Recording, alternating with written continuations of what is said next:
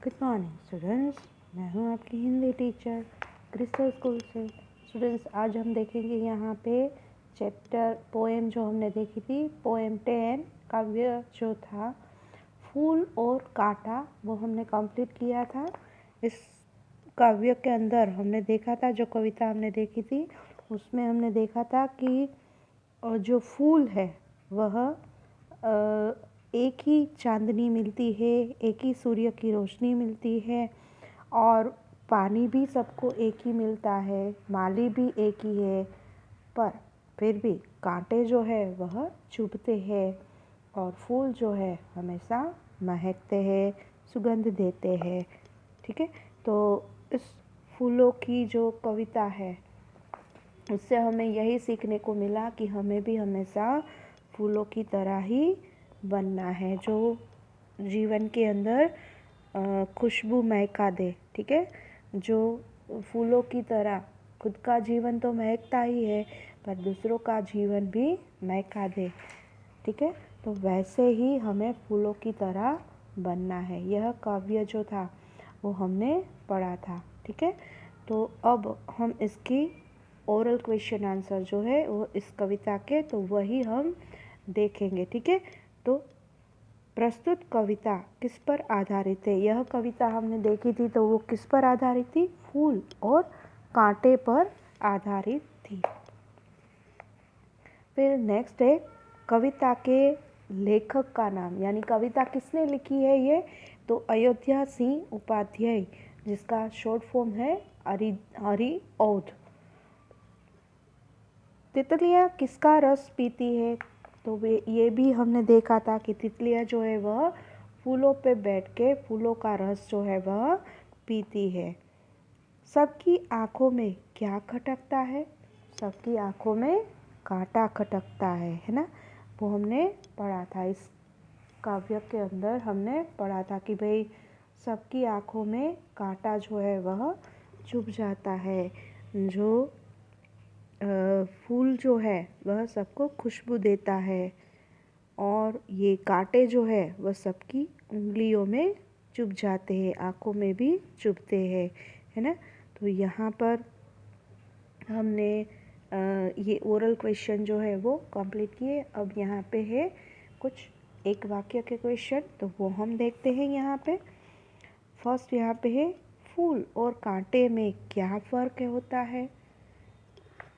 तो यहाँ पे हम लिखेंगे फूल और कांटे में यह फ़र्क है कि एक और जहाँ फूल जो है वह ईश्वर के शीश पर चढ़ता है, ईश्वर के शीश पर शोभा पाता है, तो वहीं दूसरी ओर जो यह कांटा है वह सबको चुभता है, सबकी आँखों में भी चुभता है। ठीक है, जो फूल होते हैं वह कहाँ पर चढ़ाए जाते हैं?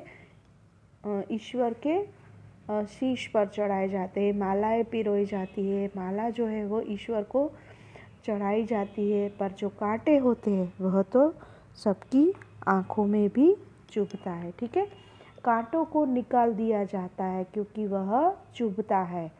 ठीक है, तो हमें कांटा नहीं बनना है कि कोई हमें निकाल दे, पर हमें क्या बनना है? फूल बनना है कि हम सबकी शोभा बढ़ा दे। जैसे फूल है, फूल सबकी शोभा बढ़ा देता है ना, वैसे ही हमें अपने जो हम जहाँ पर भी हम जाएं वहाँ पर हम सबकी शोभा बढ़ा दे, ऐसा हमें बनना है ना? फूलों की तरह हमारा जीवन भी महकाना है। अब पेज टर्न करेंगे, पेज नंबर है 66। हमें कैसे बनना चाहिए, फूलों या कांटों की तरह? यस, हमें फूलों की तरह बनना है। सभी को फूल भाते हैं, कांटे क्यों नहीं भाते? क्यों कांटे नहीं क्यों अच्छे लगते? क्योंकि वह चुभते हैं। फूलों में क्या होता है? कोमलता होती है, रंग बिरंगी फूल होते हैं, वो सुगंध देते हैं, उनमें कोमलता का भी गुण पाया जाता है। फूल कितने कोमल होते हैं, है ना? आपने सबने फूल तो जो है वो पकड़ा ही होगा, छुआ ही होगा, तो आपको पता ही है कांटे जो है वो तुरंत ही चुभ जाते हैं, पर फूल जो है वह हमें कोमलता देता है और कांटे केवल दर्द ही देते हैं। तो उनमें से फूलों जैसा कोई भी गुण कांटों के अंदर नहीं होता है। तो इसलिए हमें फूल जो है वह भाते हैं यानी अच्छे लगते हैं। फूलों को देवताओं पर क्यों चढ़ाए जाते हैं? क्योंकि देवताओं को प्रसन्न करने के लिए फूलों को देवताओं पर चढ़ाया जाता है। ईश्वर को प्रसन्न करने के लिए हम फूल जो है वह ईश्वर को चढ़ाते हैं। यहाँ पर खाली स्थान जो है वो भरना है। फिल इन द ब्लैंक से कांटा सबकी आँखों में खटकता है। बच्चे फूलों के समान, तो यहाँ पर आएगा कोमल। बच्चे कैसे होते हैं? फूलों की तरह कोमल होते हैं। पूजा के लिए जो काम आता है वह है फूल। वर्षा का जल सब पर समान रूप से बरसता है। हमें कैसे जीना चाहिए? हमें हमेशा बड़प्पन के साथ जीना चाहिए। बड़प्पन किसे कहते हैं वो मैंने आपको बताया था कि हमें सबको माफ़ कर देना चाहिए। किसी की भी गलती है तो हम माफ़ कर देते, और अगर हमारी गलती है तो हमें माफ़ी मांगने में कोई शर्म रखनी नहीं चाहिए, चाहे छोटा हो या बड़ा। ठीक है, तो इस तरह से इसे कहेंगे हम बड़प्पन। तो यहाँ पर है कुछ पर्यायी शब्द, तो पर्यायी शब्द भी देखते हैं। वस्त्र है तो वस्त्र यानी क्या? तो कपड़ा भी कहते हैं, और उसे हम पट जिसे हम कहते हैं। ठीक है, कपड़ा और पट। फिर देव तो शूर और देवता। फूल को दूसरा क्या नाम देंगे हम? पुष्प और सुमन। ठीक है, अब नेक्स्ट देखते हैं हम। यहाँ पे कुछ वाक्य है वो हम देखते हैं। वर्षा, तो उसके ऊपर आपको एक वाक्य जो है वह बनाना है। वर्षा के ऊपर कोई भी वाक्य जो है वो आप बना सकते हैं, जैसे कि आज वर्षा आएगी, ऐसा कुछ भी आप वाक्य जो है वह बना सकते हैं। पुष्प जो है वह सुगंध देता है। देवता को प्रसन्न करने के लिए हम पुष्प चढ़ाते हैं। धर्म, हर एक धर्म के अंदर देवी देवताओं की उपासना की जाती है, पूजा की जाती है। तो इस तरह से आप कोई भी जो है वो वाक्य बना सकते हैं। ठीक है, अब यहाँ पे एक प्रश्न है। यहाँ पर कुछ छोटे छोटे सेंटेंस जो दिए हैं उसे हम पढ़ेंगे, और ये कौन से काल के हैं वो हम देखेंगे यहाँ पे। जैसे कि वर्तमान काल यानी क्या? कि अभी चल रहा है। भूतकाल यानी क्या? तो जो हो चुका है, जो भी बात है वो हो चुकी है। और भविष्यकाल यानी क्या? कि जो बात होने वाली है उसे हम कहेंगे भविष्यकाल। ओके, तो यहाँ पर कुछ काल दिए हैं, तो वो काल आज हम यहाँ पे इस प्रश्न के अंदर देखते हैं। ठीक है, यहाँ पे वर्तमान काल का एक जो है छोटा सा सेंटेंस दिया है, जन्म लेते हैं। तो ये वर्तमान काल का है, जन्म लेते हैं। फिर दूसरा है भूतकाल यानी जन्म लेते थे। जैसे कि हम यहाँ पे ऐसा लिख सकते हैं कि मैं फुटबॉल खेलता हूँ। फिर भूतकाल के लिए हम ये बना सकते हैं कि मैं फुटबॉल खेलता था।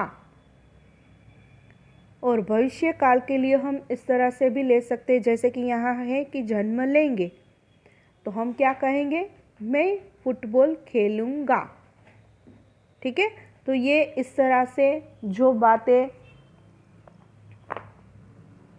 सो इस तरह से हम यहाँ पर भी दूसरा एक सेंटेंस है कि हवाएं बहती है, जो वर्तमान काल का है, ठीक है, जो चल रही है, मतलब अभी हवा चल रही है, बह रही है। भूतकाल, तो इसका हम भूतकाल क्या करेंगे कि हवाएं बहती थी, और भविष्यकाल हवाएं बहेगी। तो इस तरह से भूतकाल और वर्तमान काल जो है वो आपको बताना है, ठीक है। तो ऐसा ही एक और वाक्य जो है वो मैं आपको बना के बता रही हूँ, जैसे कि वर्तमान काल, मैं घूम रहा हूँ। भूतकाल मुझे बनाना है उसे ही, मैं घूमने गया था। और भविष्यकाल मुझे बनाना है उसी वाक्य को लेकर, मैं घूमने जाऊंगा। ठीक है, ये बिल्कुल इजी है। ठीक है, तो इस तरह से ये वाक्य जो है वह वाक्य आपको जो है समझना है, और यहाँ पर ये दोनों वाक्य ही आपको सिर्फ बनाने हैं। ठीक है, तो इस तरह से ये सभी एक्सरसाइज जो है इसके सारे क्वेश्चन जो है वो कंप्लीट हो रहे हैं। अब यहाँ पे दिए गए चित्र के अंदर आपको रंग भरना है। यहाँ पर एक अच्छा सा पिक्चर दिया है फूल का, तो उसमें आपको आपके मन पसंद के चित्र जो है रंग जो है वो भरने हैं। आपको कोई भी रंग का फूल बनाना है तो वो आप बना सकते हो, पर इसमें आपको एक और क्या करना है पता है आपको? एक छोटी सी तितली बनानी है। फूल तो दिया ही है, बट आपको इसमें क्या करना है, एक छोटी सी जो तितली होती है वो बनानी है। किस तरह से बनानी है वो मैं आपको यहाँ पे बता रही हूँ। ठीक है, तो आपको एक छोटी सी तितली बनानी है और उस पर भी आपको अच्छे से रंग जो है वो भरने हैं। तितली बनाना बिल्कुल आसान है स्टूडेंट्स। आपको इस तरह से ये तितली जो है वो बनानी है और आपको उसमें अच्छे से रंग भरने हैं। जो आपको पसंद है वैसी तितली आपको बनानी है। ठीक है, और उसमें ड्रॉ करके आपको उसमें रंग भी भरने हैं। ठीक है, अच्छे से बनानी है। ठीक है ना, तो इस तरह से आप तितली बना सकते हो और आपको फूलों का वह रस चुभती हो, वो रस लेती हो, इस तरह से आपको ये जो तितली है छोटी सी वो बना लेनी है। ठीक है, इतनी छोटी सी भी मत बनाना कि दिखे ही नहीं। इतना बड़ा फूल है तो फूलों की तरह कुछ तितली भी होनी चाहिए। ठीक है, या तो यहाँ पर बना लेना या तो फिर यहाँ पर भी स्पेस है तो यहाँ पर इन दोनों के स्पेस के है तो वहाँ पर आप बना सकते हो। ठीक है, तो अच्छे से तितली बनानी है और ये फूल जो है उसके ऊपर भी आपको आपके मनपसंद के रंग जो है वह भरने हैं। ठीक है, आपको कौन से रंग का फूल पसंद है तो वही आपको भरना है। आपको पिंक पसंद है, रेड पसंद है, येलो पसंद है, जो भी रंग पसंद है वो आपको भरना है। ठीक है, ओके स्टूडेंट्स, तो हम यहाँ तक रखते हैं। ओके, और आपको ये सारी एक्सरसाइज जो है वो आपकी टेक्स्ट बुक के अंदर ही कंप्लीट करनी है, और सिर्फ ओरल क्वेश्चन है वही आपको CW के अंदर कंप्लीट करना है। ठीक है स्टूडेंट्स, तो हम यहाँ तक रखते हैं। Okay, thank you.